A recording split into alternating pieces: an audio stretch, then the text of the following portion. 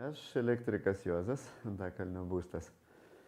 Šiandien mes pakalbėsime apie apskaitos prietaisus, elektros skaitiklius,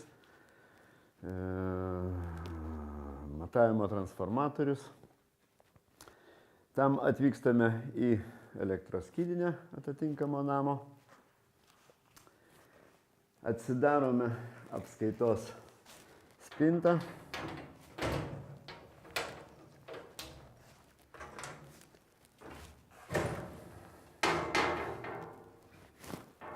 Kurioje matome matavimo elektros skaitiklius. Dešinėje pusėje elektroninis skaitiklis, kairėje pusėje indukcinis skaitiklis. Indukciniai mechaniniai skaitikliai taip pat gali turėti du tarifus.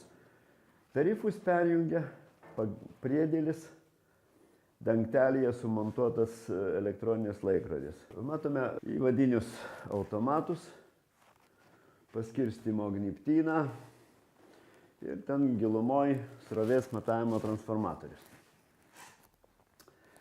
Elektros skaitikliai, jeigu pakalbėti apie elektros skaitiklius, skaitikliai būna indukciniai mechaniniai ir elektroniniai. Elektroniniai kaip Elgama ir įvairių šalių gamintojų, taip pat kitų tipų elektroninių skaitiklių yra. Elektroninių skaitiklių galimybės labai didelis. Jie gali matuoti labai didelį kiekį įvairių parametrų, kas yra parodyta elektroninio skaitiklio išorinėje panelėje. Visus šitos parametrus programuoja ir parametruoja Lesto inspektorius.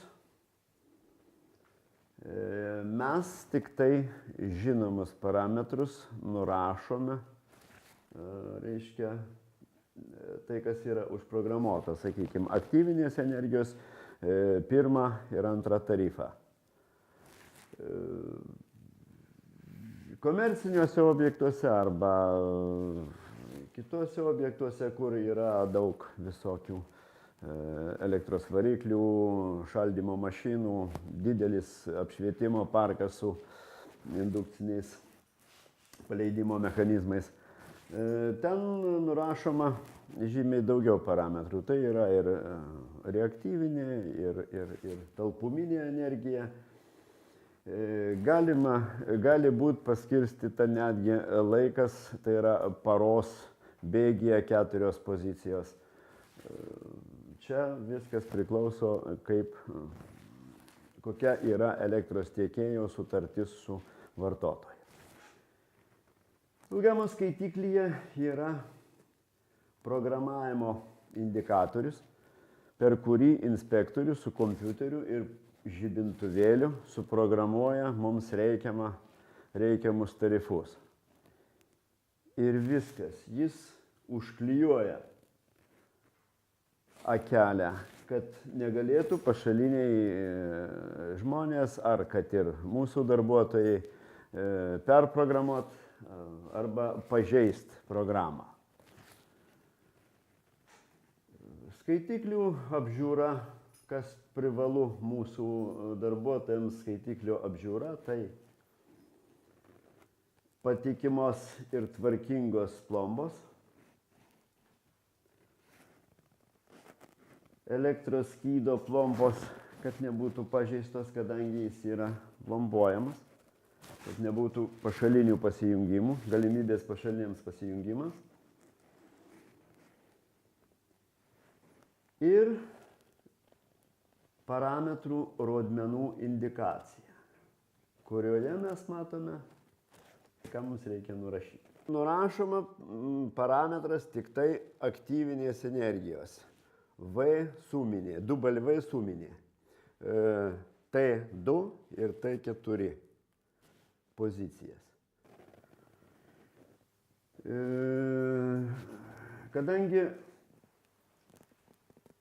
elektroniniai skaitikliai tiesioginio jungimo jų nedaug yra, praktiškai nėra, jie visi yra 5 amperiniai, tai reiškia, kad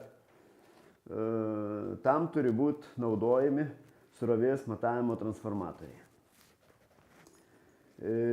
Kiekvienas srovės matavimo transformatorius turi savo transformacijos koeficientą,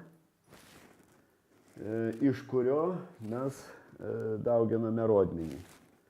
Elektroniniuose skaitikliuose šitas transformacijos koeficientas, kaip matome, K1, 100/5, jau įvestas elektroninio skaitiklio atmintyje ir jis mums aktyvinę energiją ir bet kurią kitą energiją indikatoriuje rodo padaugindamas automatiškai iš transformacijos koeficiento. Mums nereikia nieko skaičiuoti. Srovės matavimo transformatorių būna, viskas priklauso nuo, reiškia, išeinančios srovės, tai yra nuo galios srovės apkrovimo. Matavimo transformatoriai gali būti nuo 10 iki 3000 amperų, o antrinė amfija 5 amperų. Tai iš šito išeina transformacijos koeficientai skaičiuojami, sakykime, 100/5, tai yra 5 amperai antrinė ir 100 amperų pirminėje, tai yra transformacijos koeficientas 20. Jeigu paimsime 3000 amperų ir padalinsime iš 5, atitinkamai bus didelis transformacijos koeficientas, iš kurio turėsime daugyti rodmenį. Srovės transformatoriai statomi ne tik su elektroniniais skaitikliais, jis gali būti statomas ir su indukciniais 5 amperiniais skaitikliais. Bet ten jau nėra galimybės automatinio transformacijos koeficiento įvedimo. Turime pasiskaičiuoti patys, pažiūrėję į skaitiklio rodmenį ir dauginam iš transformacijos koeficiento. Tai turbūt, čia yra, reiškia, parkingo apšvietimo pagrindinis įvadinis automatas 80 amperų ir parkingo apšvietimo elektroninis ilgamos skaitiklis. Kitas yra laiptinės apšvietimo automatas. Čia, kaip matome, viso labo C10, 10 amperų ir jo indukcinis mechaninis skaitiklis. Tai turbūt mūsų aptarnaujančiam personalui pakaktų tiek žinoti apie apskaitos skydo ir skaitiklių, reiškia, rodmenų nurašymą, kuo mes ir baigiame uždarydami spintą. Spintos turi būti pastoviai užrakintos.